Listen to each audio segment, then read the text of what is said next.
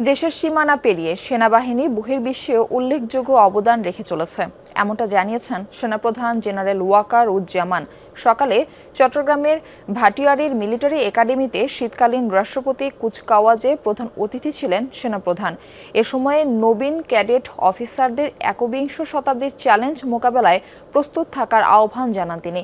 General Wakeruzzaman বলেন, মাতৃভূমির সার্বভৌমত্ব রক্ষাই হবে নবীনদের প্রধান ও একমাত্র দায়িত্ব। সততা ও সত্যবাদিতার সাথে পেশাগত দায়িত্ব পালনের আহ্বান জানান সেনাপ্রধান। এর আগে কুচকাওয়াজ পরিদর্শন এবং সালাম গ্রহণ করেন তিনি। পরে প্রশিক্ষণে কৃতিত্বপূর্ণ অবদানের জন্য আজমাইন ইশরাককে সোর্ড অব অনার প্রদান করেন সেনাপ্রধান। এবারের কুচকাওয়াজে আমার প্রত্যাশা এই যে নেতৃত্বের সর্বোচ্চ গুণাবলী যেমন সততা, সত্যবাদিতা, কর্তব্যনিষ্ঠা এবং কঠোর পরিশ্রম দ্বারা সেনাবাহিনীর উপর অর্পিত সকল দায়িত্ব তোমরা অত্যন্ত আন্তরিকতা এবং পেশাদারিত্বের সাথে পালন করবে। তোমাদেরকে যে কোনো ধরনের চ্যালেঞ্জ গ্রহণের জন্য সর্বদা প্রস্তুত থাকতে হবে।